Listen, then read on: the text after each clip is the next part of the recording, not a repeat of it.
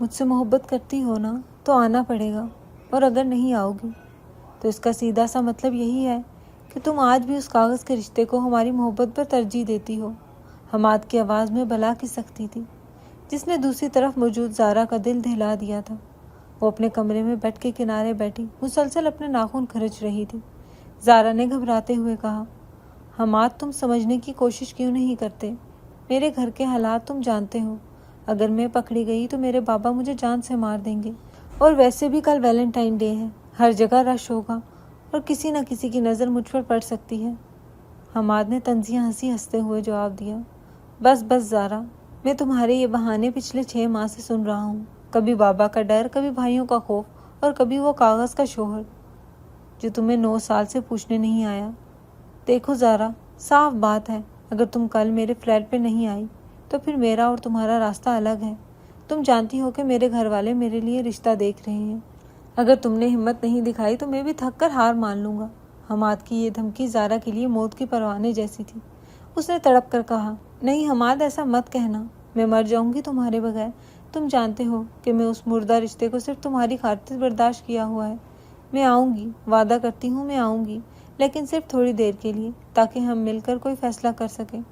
حماد کی آواز میں فوراً مٹھاس گھل گئی اور وہ بولا، میری جان، مجھے پتا تھا تم مجھ سے بے پناہ محبت کرتی ہو اور میری خاطر ہر خطرہ مول لے سکتی ہو۔ بس کل دوپہر 2 بجے تیار رہنا، میں ایڈریس میسج کر دوں گا، اور یاد رکھنا یہ ملاقات ہمارے مستقبل کا فیصلہ کرے گی۔ زارا نے فون بند کیا تو اس کا پورا وجود لرز رہا تھا۔ اسے سمجھ نہیں آ رہا تھا کہ وہ محبت کی بازی جیت رہی ہے یا اپنی عزت ہارنے جا رہی ہے۔ کمرے کی دیواریں اسے کاٹنے کو دوڑ رہی تھیں، اور کھڑکی سے باہر نظر آتا آسمان اسے دھندلا دکھائی دے رہا تھا۔ محبت اور خوف کی اس جنگ میں وہ اکیلی نہ تھی، بلکہ اس کا ضمیر بھی اسے ملامت کر رہا تھا۔ مگر حماد کے کھو جانے کا ڈر اس قدر شدید تھا کہ اس نے اپنی آنکھوں پر پٹی باندھ لی تھی۔ زارا کا تعلق ایک ایسے گھرانے سے تھا جہاں روایات کی پاسداری جان سے بڑھ کر کی جاتی تھی۔ اس کے والد ملک ابرار اصولوں کے انتہائی سخت بات کے پکے انسان تھے۔ ان کی مونچھوں کا روب اور آواز کی گرج سے پورا گھر تھر تھر کانپتا تھا، جبکہ والدہ صفیہ بیگم ایک سادہ لوح گھریلو خاتون تھی جو شوہر کی اونچی آواز سے بھی سہم جاتی تھی اور اپنی بیٹی کو ہمیشہ پردے اور حیا کی تلقین کرتی رہتی تھی۔ زارا ان کی اکلوتی بیٹی تھی، اور 2 بڑے بھائی تھے جو روزگار کے سلسلے میں دبئی مقیم تھے۔ زارا کی زندگی کا سب سے بڑا المیہ اور اس کی موجودہ پریشانی کی وجہ وہ فیصلہ تھا جو اس کی پیدائش کے ساتھ ہی اس کے نصیب میں لکھ دیا گیا تھا۔ خاندان میں جائیداد کو لے کر ایک پرانی دشمنی چل رہی تھی جس نے کئی نسلوں کو نگل لیا تھا، مگر زارا کے دادا نے اپنی موت سے قبل اس دشمنی کو ختم کرنے کے لیے ایک فیصلہ کیا تھا، اور وہ فیصلہ زارا کے نکاح تھا جو اس کے چچا کے بیٹے سالار سکندر سے کر دیا گیا تھا۔ اس وقت زارا کی عمر محض 12 سال تھی، اور اسے نکاح کا مطلب بھی ٹھیک سے معلوم نہیں تھا۔ بس اتنا یاد تھا کہ اسے سرخ جوڑا پہنا کر بٹھا دیا گیا تھا اور ایک اجنبی لڑکے کے ساتھ نکاح پڑھوا دیا گیا تھا جس نے اسے گھونگھٹ کی اوٹ سے ٹھیک طرح دیکھا بھی نہیں تھا۔ سالار سکندر اس وقت 21 سال کا نوجوان تھا، اور نکاح کے اگلے ہی ہفتے وہ اپنی مزید تعلیم اور خاندانی بزنس کو سنبھالنے کے لیے امریکہ چلا گیا تھا، اور پھر پلٹ کر اس نے کبھی خبر نہیں لی تھی۔ وہ نکاح نامہ زارا کے لیے ایک ایسا توق بن گیا تھا جسے نہ وہ پہن سکتی تھی اور نہ اتار سکتی تھی۔ خاندان والے اکثر طنزیہ نظروں سے اسے دیکھتے۔ 9 سال کا عرصہ بیت چکا تھا، اور یہ 9 سال زارا کے لیے کسی اذیت سے کم نہیں تھے۔ شروع کے سالوں میں تو اسے احساس نہیں تھا، مگر جیسے جیسے وہ بڑی ہوئی اور شعور کی دہلیز پر قدم رکھا، اسے اپنی محرومیت کا شدت سے احساس ہونے لگا۔ یونیورسٹی میں لڑکیاں جب اپنے منگیتر یا شوہروں کی باتیں کرتی اور اپنے مستقبل کے سہانے خواب بنتی تھی تو زارا کا دل خون کے آنسو روتا۔ وہ ایک ایسی شادی شدہ لڑکی تھی جس کا شوہر ہو کر بھی نہیں تھا۔ سالار نے ان 9 سالوں میں ایک بار بھی زارا سے رابطہ کرنے کی کوشش نہیں کی تھی، نہ کبھی عید پر کوئی فون، نہ کبھی سالگرہ پر کوئی تحفہ۔ یہاں تک کہ گھر کے بڑوں کے درمیان بھی سالار کا ذکر بہت کم ہوتا تھا، جیسے وہ اس خاندان کا حصہ ہی نہ ہو۔ زارا کے دل میں سالار کے لیے نفرت کے بیج بوئے جا چکے تھے۔ اسے لگتا تھا کہ وہ شخص اپنی آزاد زندگی جی رہا ہے اور اسے یہاں ایک بندھن میں باندھ کر قید کر گیا ہے۔ وہ اکثر راتوں کو اٹھ کر روتی اور اللہ سے شکوہ کرتی کہ آخر اس کی کیا خطا تھی جو اسے بن بیاہی بیوی بنا کر رکھ دیا گیا ہے۔ اسی نفرت، تنہائی اور جذبات کے خلا کو پر کرنے کے لیے زارا کو حماد کا سہارا لینا پڑا تھا۔ یونیورسٹی میں حماد وہ واحد لڑکا تھا جس نے زارا کی اداسی کو محسوس کیا تھا اور اسے وہ توجہ دی تھی جس کی وہ پیاسی تھی۔ حماد بہت چالاک اور شاطر انسان تھا۔ وہ زارا کی نفسیات سمجھ چکا تھا، اور اس نے زارا کو یقین دلایا تھا کہ سالار اسے کبھی نہیں اپنائے گا اور وہ زارا کو اس قید سے آزاد کروا کر اس سے شادی کرے گا۔ زارا اپنی معصومیت میں حماد کو اپنا سمجھ بیٹھی تھی اور یہ بھول گئی تھی کہ غیر محرم کی محبت ایک ایسا شراب ہے جو انسان کو کہیں کا نہیں چھوڑتی۔ اگلی صبح ناشتے کی میز پر ماحول کافی سنجیدہ تھا۔ ملک ابرار اخبار پڑھ رہے تھے اور اخبار کی سرسراہٹ پورے کمرے میں گونج رہی تھی۔ صفیہ بیگم خاموشی سے چائے بنا رہی تھی، مگر ان کے چہرے پر ایک عجیب سی مسکراہٹ تھی جو زارا کو سمجھ نہیں آ رہی تھی۔ زارا خاموشی سے اپنے پراٹھے کے ٹکڑے کھا رہی تھی کہ اچانک ملک ابرار نے اخبار نیچے رکھا اور صفیہ بیگم کی طرف دیکھ کر بولے، بیگم تیاری پکڑو، سالار واپس آ رہا ہے۔ یہ جملہ زارا کے کانوں میں کسی دھماکے کی طرح گونجا۔ اس کے ہاتھ سے نوالا پلیٹ میں گر گیا۔ صفیہ بیگم نے خوشی سے کہا، ہائے، سچ کہہ رہی ہیں آپ؟ میرا بیٹا واپس آ رہا ہے؟ کب تک پہنچے گا؟ ملک ابرار نے مسکراتے ہوئے کہا، وہ فون کر کے اطلاع دے دے گا، ابھی تک کنفرم نہیں ہوا۔ زارا کو لگا جیسے اس کی سانسیں رک رہی ہوں اور کمرے کی ہوا میں آکسیجن کم ہو گئی ہے۔ جس لمحے کا اسے خوف تھا وہ سر پر آ پہنچا تھا۔ وہ سالار کے ساتھ زندگی گزارنے کا تصور بھی نہیں کر سکتی تھی۔ جس شخص نے 9 سال اسے بھلائے رکھا تھا، اب وہ کس منہ سے اسے لینے آ رہا تھا۔ زارا کو اپنا گلا خشک ہوتا محسوس ہوا۔ وہ بمشکل پانی کا گھونٹ بھر سکی اور ناشتہ ادھورا چھوڑ کر اپنے کمرے میں بھاگی جیسے کوئی اس کا پیچھا کر رہا ہو۔ کمرے میں پہنچ کر اس نے فوراً حماد کو کال ملا دی۔ دوسری طرف حماد نے فون اٹھاتے ہی کہا، کیا ہوا جان، اتنی صبح صبح یاد کر لیا؟ زارا نے روتے ہوئے کہا، حماد وہ آ رہا ہے، سالار واپس آ رہا ہے اور پاپا کہہ رہے ہیں کہ وہ اگلے ہفتے تک رخصتی کی بات کریں گے۔ میں کیا کروں حماد، مجھے بچا لو، میں اس شخص کے ساتھ نہیں جا سکتی۔ حماد نے دوسری طرف مسکراتے ہوئے سوچا کہ شکار اب خود جال میں پھنس رہا ہے۔ اس نے سنجیدگی طاری کرتے ہوئے کہا، دیکھو زارا، اب رونے کا وقت نہیں ہے، یہ وہی وقت ہے جب تمہیں فیصلہ کرنا ہوگا۔ اگر آج تم مجھ سے ملنے نہ آئی تو پھر میں کبھی کچھ نہیں کر سکوں گا۔ تم آ جاؤ، ہم بیٹھ کر بات کریں گے، میں کوئی وکیل کر لوں گا اور ہم خلا کا کیس فائل کر دیں گے، لیکن اس کے لیے تمہیں مجھ پر بھروسہ کر کے آنا ہوگا۔ زارا کے پاس اب کوئی راستہ نہیں بچا تھا۔ ایک طرف سالار کی واپسی کی تلوار لٹک رہی تھی اور دوسری طرف حماد کی ناراضگی کا خوف۔ اس نے فیصلہ کر لیا کہ وہ آج ہر حال میں حماد کے پاس جائے گی۔ دوپہر کو اس نے اپنی امی سے جھوٹ بولا کہ یونیورسٹی میں ایک بہت ضروری سیمینار ہے جس میں شرکت کرنا لازمی ہے اور اگر وہ نہیں گئی تو اس کے نمبر کٹ جائیں گے۔ صفیہ بیگم نے سادہ دلی سے اجازت دے دی، مگر جاتے ہوئے زارا کے ماتھے پر بوسہ دیا اور کہا، بیٹا جلدی واپس آنا، حالات ٹھیک نہیں ہیں اور باہر بھی بہت رش ہے، خیال سے جانا۔ زارا کو اپنی ماں کے اس بوسے نے اندر تک شرمندہ کر دیا۔ اس سے لگا کہ وہ اپنی ماں کے بھروسے کا خون کرنے جا رہی ہے، مگر حماد کی محبت کا نشہ اس کے ضمیر پر حاوی ہو چکا تھا۔ وہ گھر سے نکلی تو اس کے پاؤں من بھر کے ہو رہے تھے۔ رکشے میں بیٹھتے ہوئے اس نے اپنا چہرہ نقاب میں چھپا لیا تھا تاکہ کوئی اسے پہچان نہ لے۔ اس کا دل زور زور سے دھڑک رہا تھا اور بار بار اسے خیال آ رہا تھا کہ اگر کسی نے دیکھ لیا تو کیا ہوگا، اگر پاپا کو پتہ چل گیا تو وہ تو اسے زندہ گاڑ دیں گے۔ رکشے کے شور اور دھوئیں میں اس کا دم گھٹ رہا تھا۔ اسے ہر دیکھنے والی آنکھ اپنے اوپر جمی ہوئی محسوس ہو رہی تھی، مگر پھر حماد کا چہرہ اس کی آنکھوں کے سامنے آ جاتا جو کہہ رہا تھا کہ یہ قربانی ہماری محبت کے لیے ضروری ہے۔ زارا نے خود کو تسلی دی کہ وہ کوئی گناہ نہیں کرنے جا رہی، بس اپنے مستقبل کا فیصلہ کرنے جا رہی ہے۔ وہ صرف آدھے گھنٹے کے لیے جائے گی اور پھر واپس آ جائے گی۔ کسی کو کانوں کان خبر نہیں ہوگی۔ یہ اس کی خام خیالی تھی۔ حماد کا بتایا ہوا فلیٹ شہر کے ایک پوش علاقے میں واقع تھا جہاں اونچی اونچی عمارتیں آسمان سے باتیں کر رہی تھی۔ زارا جب وہاں پہنچی تو وہاں کا ماحول دیکھ کر وہ مزید گھبرا گئی۔ وہاں ہر طرف سناٹا تھا اور لوگوں کی آمد و رفت بہت کم تھی۔ صرف چند مہنگی گاڑیاں پارکنگ میں کھڑی تھیں۔ اس نے حماد کو میسج کیا کہ وہ نیچے پہنچ گئی ہے۔ حماد کا فوراً جواب آیا کہ لفٹ سے 4تھے فلور پر آ جائے، دروازہ کھلا ہے۔ زارا نے ایک گہری سانس لی اور عمارت کے اندر داخل ہوئی۔ لفٹ میں اوپر جاتے ہوئے اسے اپنا عکس آئینے میں دکھائی دیا تو اسے اپنے آپ پر ترس آنے لگا۔ وہ ملک ابرار کی بیٹی تھی جس کی طرف کوئی آنکھ اٹھا کر دیکھنے کی ہمت نہیں کرتا تھا، اور آج وہ چھپتے چھپاتے ایک غیر مرد کے فلیٹ پر جا رہی تھی۔ اس کا اپنا ہی ضمیر اسے ملامت کر رہا تھا۔ لفٹ کا بٹن دباتے ہوئے اس کی انگلیاں کانپ رہی تھی اور دل میں بار بار خیال آ رہا تھا کہ ابھی بھی وقت ہے، واپس پلٹ جاؤ، مگر حماد کی محبت نے اسے اندھا کر دیا تھا۔ لفٹ کا دروازہ کھلا تو سامنے ہی فلیٹ نمبر 402 تھا جس کا دروازہ واقعی نیم وا تھا۔ زارا نے دروازے کو ہلکا سا دھکیلا تو وہ کھلتا چلا گیا۔ اندر قدم رکھتے ہی اسے ایک عجیب سی بو کا احساس ہوا جو شاید سگریٹ اور مہنگے پرفیوم کی ملی جلی مہک تھی۔ फ्लैट का लाउंज बहुत खूबसूरती से सजाया गया था, मगर वहाँ एक अजीब सी वीरानी। ज़ारा ने दबी आवाज़ में पुकारा, हमाद, क्या तुम यहाँ हो? मगर जवाब में मुकम्मल खामोशी मिली। उसे लगा शायद हमाद उसे सरप्राइज़ देने के लिए छुपा हुआ है। वो आहिस्तगी से चलती हुई लॉन्च के वस्त में आ गई। कालीन उस कदर नरम था कि उसके कदमों की आहट भी पैदा नहीं हो रही थी।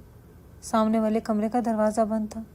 ज़ारा भी सोच ही रही थी कि वापस मुड़ जाए, क्योंकि उसका दिल बुरी तरह घबरा रहा था कि अचानक कमरे का दरवाज़ा खुला और वहाँ से हमाद बरामद हुआ। मगर ये वो हमाद नहीं था जिसे ज़ारा जानती थी। उसके चेहरे पर हवाइयाँ उड़ी हुई थी, कमीज़ के बटन टूटे हुए थे और चेहरे पर नील पड़े हुए थे, जैसे उसे किसी ने बेदर्दी से पीटा हो और उसे दो मजबूत जिस्म वाले गार्ड्स ने बाजुओं से जकड़ रखा था। ज़ारा के मुंह से बेसाख्ता चीख निकल गई। वो उल्टे कदमों पीछे हटने लगी। उसका जहन माऊफ हो चुका था कि ये क्या हो रहा है। हमाद ने नज़रें उठाकर ज़ारा की तरफ देखा तो उसकी आंखों में मदद की भीख थी। ज़ारा अभी इस होलनाक मंजर को समझने की कोशिश ही कर रही थी कि कमरे के अंदर से एक भारी मर्दाना आवाज़ आई, जिसने ज़ारा को वहीं पत्थर कर दिया। आए मनकूहा साहिबा, रुक क्यों गई हैं? आप अंदर तशरीफ़ लाएं, हम आपका ही इंतज़ार कर रहे थे। यह आवाज़ यकमुश्त इतनी मानूस और इतनी अजनबी थी कि ज़ारा का खून जम गया। ज़ारा ने लरसते हुए नज़रें उठाईं तो सामने एक शख्स कुर्सी पर बैठा सिगार के कश लगा रहा था। उसका चेहरा धुएं के बादलों में छुपा हुआ था, मगर उसका अंदाज इतना बारोब और शाहाना था कि ज़ारा की टांगों ने उसका बोझ उठाने से इनकार कर दिया। वो शख्स आहिस्ता से अपनी जगह से उठा और धुएं के बादल छुटे तो एक वजीह और बारोब चेहरा नुमाया हुआ, जिसकी गहरी सी आंखों में ज़ारा के लिए बेपनाह गुस्सा और तंज था। ज़ारा का दिल एक लम्हे के लिए धड़कना भूल गया, क्योंकि ये चेहरा अगरचे अजनबी था, मगर उसकी आंखों की वो मखसूस चमक और पेशानी का वो तिल उसे याद था। ये कोई और नहीं, सालार सिकंदर था, उसका वो शोहर जिसे वो 9 साल से कोस रही थी। आज वो इसके सामने एक क़यामत बनकर खड़ा था और ज़ारा को लग रहा था कि ज़मीन फटे और वो इसमें समा जाए। वो पथराई हुई आंखों से सामने बैठे शख्स को देख रही थी, जिसने बड़ी बेनियाजी से अपना सिगार एशट्रे में मसला और एक जहरीली मुस्कुराहट के साथ ज़ारा की जानिब देखा। सालार सिकंदर का वो रौबदार चेहरा, जिसे ज़ारा ने 9 सालों में अपनी यादाश्त से खुरच कर फेंक दिया था, आज हकीकत बनकर उसके सामने मौजूद था। उसकी आंखों में गुस्सा नहीं था, बल्कि एक ऐसी सर्द महरी थी जो ज़ारा की रूह तक को मंजमद कर रही थी। ज़ारा के लब जैसे सिल गए थे। वो चाह कर भी अपनी जगह से हिल नहीं पा रही थी। उसे लगा कि कमरे की दीवारें सुकड़ कर उसका दम घोट देंगी। सालार अपनी जगह से उठा और उसके कदमों की धमक ज़ारा के दिल पर हथौड़ी की तरह बरसने लगी। वो चलता हुआ ज़ारा के बिल्कुल करीब आया, इतना करीब कि ज़ारा को उसके महंगे कोलोन की खुशबू के साथ उसके वजूद से फूटती हुई तपिश महसूस होने लगी।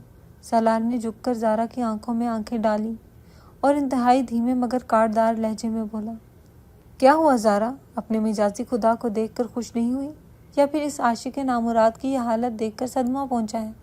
सालार ने एक झटके से हमाद की तरफ इशारा किया, जो अभी तक गार्ड्स की गिरफ्त में अधमुआ लटका हुआ था। ज़ारा ने बेख्तियार एक सिसकी भरी और लड़खड़ाती हुई आवाज़ में बोली, सालार, आप यहाँ कैसे सालार?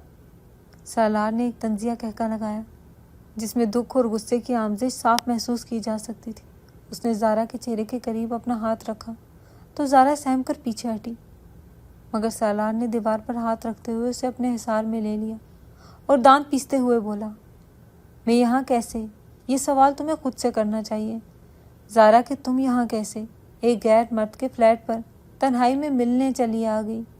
क्या तुम्हें ज़रा भी खौफ नहीं आया कि तुम्हारी एक गलती तुम्हारे बाप की सफ़ेद पगड़ी को दागदार कर देगी? हमाद, जो अब तक नीम बेहोशी के आलम में था, सालार की आवाज़ सुनकर होश में आने की कोशिश करने लगा।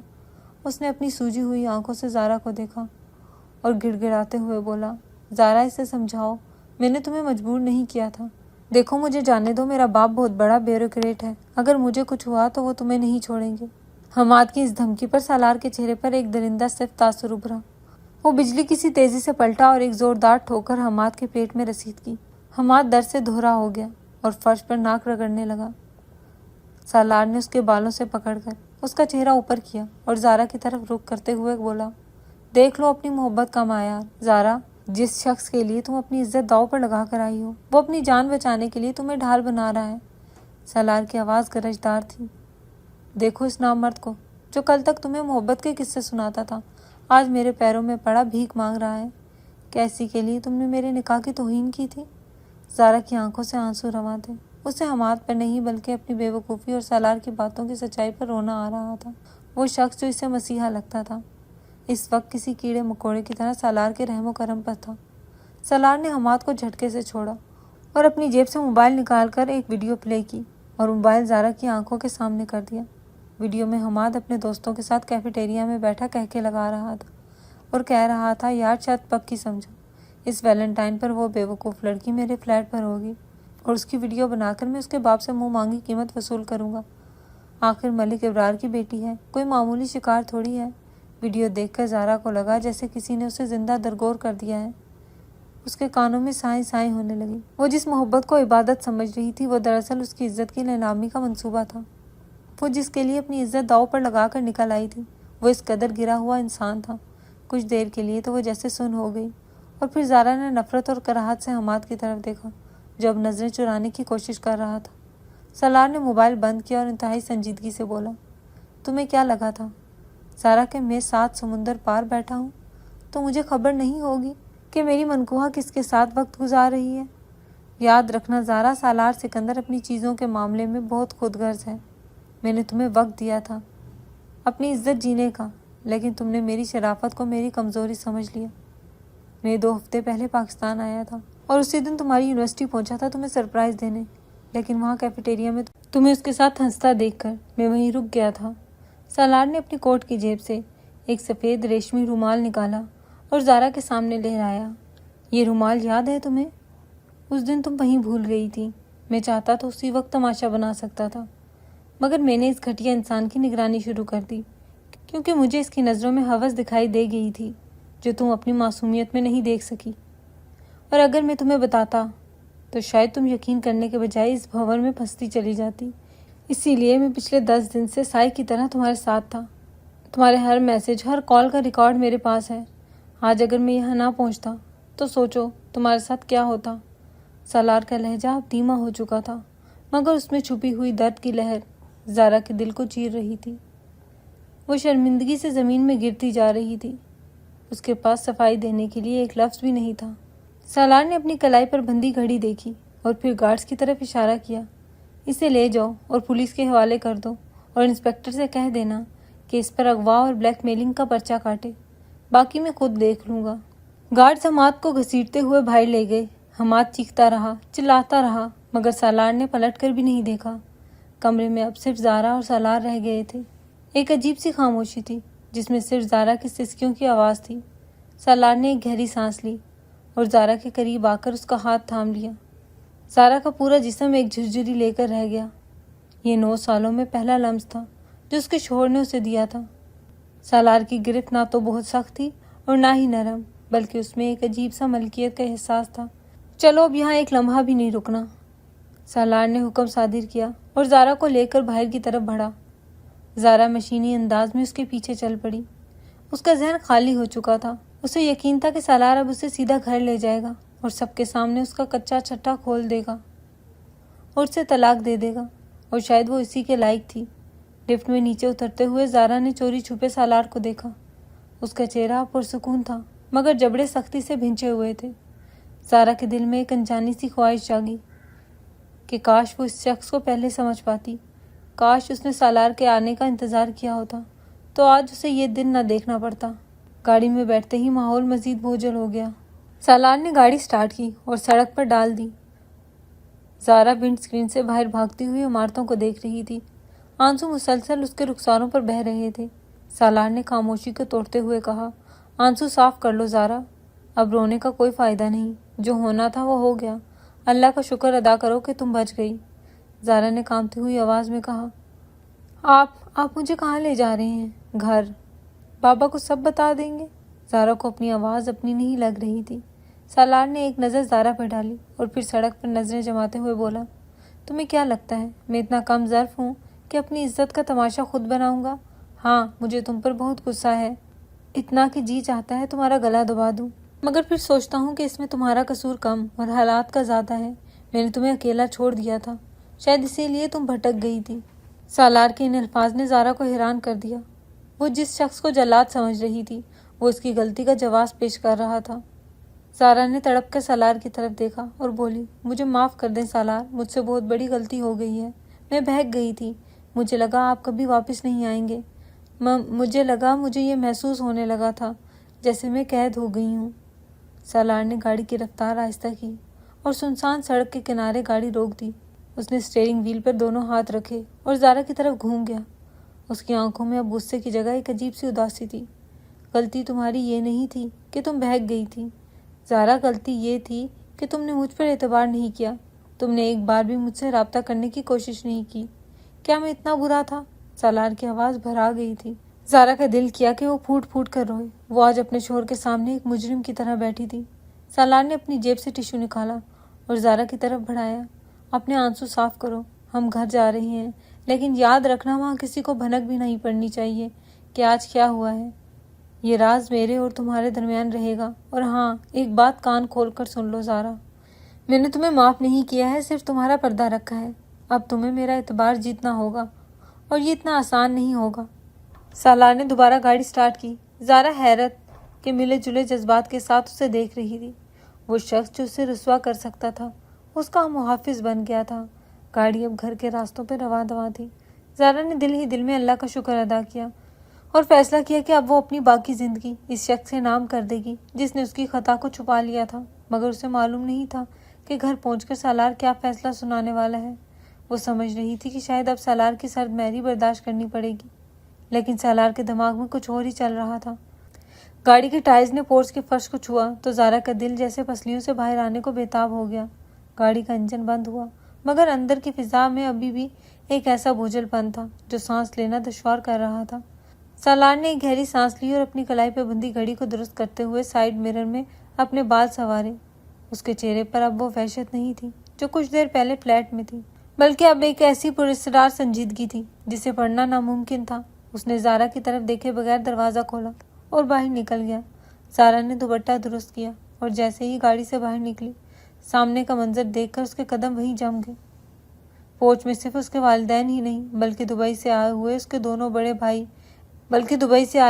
دونوں بھائی احسن اور فہد بھی موجود تھے، اور ان کے ساتھ ہی صوفے پر سالار کے والدین یعنی زارا کے چچا سکندر صاحب اور چچی بیگم بھی بیٹھی تھی، جو شاید آج ہی امریکہ سے یہاں پہنچے تھے۔ ان سب کے چہروں پر تھکاوٹ کے باوجود ایک عجیب سی خوشی کی چمک تھی جو زارا کے لیے مزید حیرانی کا باعث بنی۔ چچی بیگم نے آگے بڑھ کر زارا کو گلے لگایا اور ماتھا چومتے ہوئے بولی، دیکھا زارا، ہمارا بیٹا کتنا سمجھدار نکلا۔ یہ پہلے ہی آ گیا تھا تاکہ ہمارے لیے گھر سیٹ کر سکے اور سب کو سرپرائز دے سکے۔ زارا کو یہ سن کر خود سے نفرت محسوس ہوئی تھی، مگر وہ دھیرے سے مسکرا دی۔ زارا کو لگا کہ زمین پھٹے اور وہ اس میں سما جائے۔ اگر آج سالار اس کا پردہ چاک کر دیتا تو ان بھائیوں کی نظروں میں وہ ہمیشہ کے لیے گر جاتی، جو اسے اپنی گڑیا کہتے نہیں تھکتے تھے۔ احسن بھائی نے آگے بڑھ کر سالار کو گلے لگایا اور زوردار کہکا لگایا، ارے سالار میاں، تم نے تو ہمیں بھی سرپرائز دے دیا۔ ہم تو سمجھ رہے تھے کہ تم اگلے ہفتے آؤ گے، مگر یہاں تو دولہا میاں پہلے ہی پہنچ گئے ہیں۔ سالار احسن اور فہد سے بڑی گرم جوشی سے ملے اور پھر بڑوں سے بھی ملے اور انہیں سلام کیا۔ ملک ابرار کی خوشی دیدنی تھی۔ انہوں نے سالار کے کندھے پر ہاتھ رکھتے ہوئے کہا، بیٹا تم نے گھر کی رونق لوٹا دی ہے، اللہ تمہیں خوش رکھے۔ زارا ایک ستون کی اوٹ میں سانس روکے کھڑی تھی۔ اسے سمجھ نہیں آ رہا تھا کہ سالار اب کیا کرنے والا ہے۔ سالار کی نظریں گھومتی ہوئی زارا پر ٹکی تو زارا کا سانس اٹک گیا۔ سالار نے ایک پرمعنی مسکراہٹ کے ساتھ سب کی طرف دیکھا اور پھر ایک بات کہی جس کی توقع وہاں کھڑے کسی بھی شخص کو نہیں تھی۔ اس نے ملک ابرار کا ہاتھ تھام کر انتہائی سنجیدگی اور ادب سے کہا، میں جانتا ہوں کہ یہ سب اچانک ہے، شاید آپ لوگوں کی تیاریاں بھی مکمل نہیں، مگر میں مزید انتظار نہیں کر سکتا۔ میں چاہتا ہوں کہ زارا کی رخصتی آج اور ابھی ہو جائے۔ یہ سنتے ہی سب حیران ہو گئے۔ صفیہ بیگم نے کہا، بیٹا اتنی جلدی کیا ہے، تھوڑی تیاری دھوم دھام۔ احسن بھائی نے حیرانی سے کہا، مگر سالار یار، ایسے کیسے؟ ابھی تو ہم آئے ہیں، نہ کوئی مہمان بلائے ہیں، نہ کوئی انتظام ہے، اور زارا کی تو کوئی تیاری بھی نہیں ہے، یہ کیسے ممکن ہے؟ سالار نے مسکراتے ہوئے احسن کے کندھے پر ہاتھ رکھا اور زارا کی طرف دیکھتے ہوئے بولا، مجھے کوئی دھوم دھڑکا نہیں چاہیے احسن بھائی، اور نہ ہی مجھے کسی جہیز یا دکھاوے کی ضرورت ہے۔ میری بیوی ہی میرا سب سے قیمتی سرمایہ ہے۔ میں چاہتا ہوں کہ سادگی سے اپنی امانت اپنے گھر لے جاؤں۔ تبھی سالار کے والد سکندر صاحب نے بھی مسکراتے ہوئے کہا، بھائی جان، سالار ٹھیک کہہ رہا ہے، نیک کام میں دیر کیسی، ہم سب تو جمع ہی ہیں، بس سادگی سے بچی کو رخصت کر دیں، ہم بھی یہی چاہتے ہیں کہ ہماری بہو آج ہی ہمارے گھر کی رونق بنے۔ ملک ابرار کی آنکھوں میں نمی تیر گئی۔ انہوں نے آگے بڑھ کر سالار کو گلے لگا لیا اور کہا، مجھے فخر ہے تم پر سالار۔ زارا کو یقین نہیں آ رہا تھا کہ جس طوفان سے وہ ڈر رہی تھی وہ رحمت کی بارش بن کر برس رہا ہے۔ سالار نے اس کی خطا کو صرف چھپایا ہی نہیں بلکہ اسے وہ عزت دے رہا تھا جس کی وہ شاید حقدار بھی نہیں تھی۔ شام کا سایہ گہرا ہوتے ہی گھر کے لاؤنج میں ایک سادہ مگر پروقار تقریب منعقد ہوئی۔ قریبی رشتہ داروں کو فون کر کے بلا لیا گیا۔ زارا کو سرخ اور روسی جوڑے میں تیار کر دیا گیا تھا۔ وہ آئینے میں اپنا عکس دیکھ رہی تھی جہاں شرمندگی اور شکر گزاری کے آنسو اس کے میک اپ کو خراب کر رہے تھے۔ جب اسے باہر لایا گیا تو سالار شیروانی میں ملبوس بہت ہینڈسم لگ رہا تھا۔ نکاح تو برسوں پہلے ہو چکا تھا، اب صرف رخصتی کی رسم تھی۔ ملک ابرار نے زارا کا ہاتھ سالار کے ہاتھ میں دیتے ہوئے کہا، سالار بیٹا، یہ میری نازو پلی بیٹی ہے، اسے کبھی کوئی دکھ نہ دینا، ہمیشہ اس کا ساتھ دینا۔ سالار نے مضبوط گرفت میں زارا کا ہاتھ تھاما اور ملک ابرار کی آنکھوں میں دیکھتے ہوئے کہا، تایا ابو جان چلی جائے گی مگر آپ کی عزت پر آنچ نہیں آنے دوں گا۔ یہ جملہ صرف سالار اور زارا ہی سمجھ سکتے تھے کہ اس میں کتنی گہرائی تھی۔ زارا نے روتے ہوئے اپنے بھائیوں کے گلے لگ کر خدا حافظ کہا۔ احسن اور فہد نے اسے دعاؤں کے سائے میں رخصت کیا۔ جب وہ گاڑی میں بیٹھی تو سالار نے ڈرائیونگ سیٹ سنبھالی۔ گاڑی سٹارٹ ہوئی تو زارا نے مڑ کر اپنے گھر کو دیکھا جہاں اس کی ایک غلطی اسے ہمیشہ کے لیے بے گھر کر سکتی تھی، مگر سالار نے اسے بچا لیا تھا اور آج وہ عزت کے ساتھ اپنے گھر جا رہی تھی۔ سالار کا گھر روشنیوں سے سجا ہوا تھا۔ گیٹ سے اندر داخل ہوتے ہی پھولوں کی مہک نے ان کا استقبال کیا۔ پورچ میں گاڑی رکتے ہی چچی بیگم نے آگے بڑھ کر گاڑی کا دروازہ کھولا۔ ان کے ہاتھ میں پانی کا کٹورا تھا جس سے انہوں نے جوڑی کی نظر اتاری اور پانی کے صدقے کی رسم ادا کرتے ہوئے ڈھیریں دعائیں دیں۔ میری بچی، اللہ تمہیں سدا سہاگن رکھے اور تم دونوں کی جوڑی ہمیشہ سلامت رہے۔ سکندر صاحب نے بھی آگے بڑھ کر زارا کے سر پر شفقت سے ہاتھ رکھا اور سالار کو گلے لگاتے ہوئے کہا، جیتے رہو، ہمیشہ خوش رہو دونوں۔ زارا کی آنکھوں میں پھر سے نمی تیر گئی۔ اسے یقین نہیں آ رہا تھا کہ جس گھر سے وہ خوفزدہ تھی وہاں سے اتنا پیار ملے گا۔ اسی محبت بھرے ماحول میں سالار اسے لے کر اپنے کمرے کی طرف بڑھا۔ کمرے کا دروازہ بند ہونے کی آواز پر زارا کا دل زور سے دھڑکا۔ یہ وہی لمحہ تھا جس کا اسے خوف بھی تھا اور انتظار بھی، کیونکہ اس مختصر سے وقت میں دونوں کی ایک دوسرے سے بات بھی نہیں ہو پائی تھی۔ کمرہ سالار کے نفیس ذوق کا عکاس تھا۔ دیواروں پر خوبصورت پینٹنگز اور مدھم روشنیوں نے ماحول کو سحر انگیز بنا رکھا تھا۔ سالار آہستگی سے چلتا ہوا زارا کے قریب آیا۔ سالار نے اپنی انگلی سے اس کی ٹھوڑی کو اوپر اٹھایا تو زارا کی بھیگی ہوئی پلکیں جھک گئیں۔ سالار نے نرمی سے اس کے آنسو صاف کیے اور انتہائی دھیمے لہجے میں بولا، یہ آنسو اب بند ہونے چاہیے زارا، کیونکہ میں نہیں چاہتا کہ میری بیوی کمزور ہو یا کسی اور کی وجہ سے اس کی آنکھوں میں آنسو آئیں۔ زارا نے لرزتی ہوئی آواز میں کہا، میں آپ کی مجرم ہوں سالار، آپ نے مجھے کیوں اپنایا؟ میں اس قابل نہیں تھی۔ سالار نے اس کے ہونٹوں پر انگلی رکھ کر اسے خاموش کروا دیا اور اس کی آنکھوں میں جھانکتے ہوئے بولا، تم میری مجرم نہیں ہو زارا، تم میری ذمہ داری ہو، میری محبت ہو۔ مانتا ہوں کہ میں تمہیں وقت نہیں دے پایا، لیکن پھر بھی میں تم سے جڑا رہا۔ میں نے کبھی کسی کا سایہ بھی تم پر نہیں پڑنے دیا۔ سالار بیڈ کی دوسری جانب بیٹھ گیا اور زارا کا ہاتھ اپنے ہاتھوں میں لے کر اسے دباتے ہوئے بولا، دیکھو زارا، میں کوئی روایتی فلمی ہیرو نہیں ہوں کہ سب کچھ بھول کر تمہیں گلے لگا لوں گا۔ میں ایک مرد ہوں اور مرد کی غیرت بہت نازک ہوتی ہے۔ میں نے تمہیں دنیا کی نظروں سے بچا لیا ہے، تمہارے والدین کا مان رکھ لیا ہے، مگر میرا دل جیتنے کے لیے تمہیں ابھی بہت سفر طے کرنا ہوگا۔ میرا اعتبار کانچ کی طرح ہے جسے تم نے ٹھیس پہنچائی ہے۔ اب یہ تم پر ہے کہ تم اپنی محبت اور وفاداری سے اس دراڑ کو کیسے بھرتی ہو۔ یاد رکھنا زارا، محبت صرف الفاظ کا نام نہیں ہے، یہ مان کا نام ہے، اور جس دن تم نے میری آنکھوں میں اپنے لیے وہ مان دوبارہ جگا دیا، اس دن تم میری رگے جاں بن جاؤ گی۔ زارا نے تڑپ کر سالار کے ہاتھ کو چوم لیا اور یقین بھرے لہجے میں کہا، میں قسم کھاتی ہوں سالار، میں اپنی آخری سانس تک آپ کے اعتبار کی حفاظت کروں گی۔ میں ثابت کروں گی کہ میں صرف آپ کی ہوں۔ سالار کے لبوں پر ایک دلاویز مسکراہٹ بکھر گئی۔ اس نے زارا کی پیشانی کو چوم لیا جو اس بات کی مہر تھی کہ اس نے اسے اپنی پناہ میں لے لیا ہے۔ باہر چاند پوری آب و تاب سے چمک رہا تھا اور کمرے کے اندر دو بھٹکتے ہوئے مسافروں کو بالآخر اپنی منزل مل گئی تھی۔ بے شک سچی محبت وہ نہیں جو اندھیروں میں چھپ کر کی جائے، بلکہ وہ ہے جو سب کے سامنے روشنی میں اپنائی جائے، اور نکاح کے بندھن میں جو سکون اور تحفظ ہے وہ کسی اور رشتے میں ممکن نہیں۔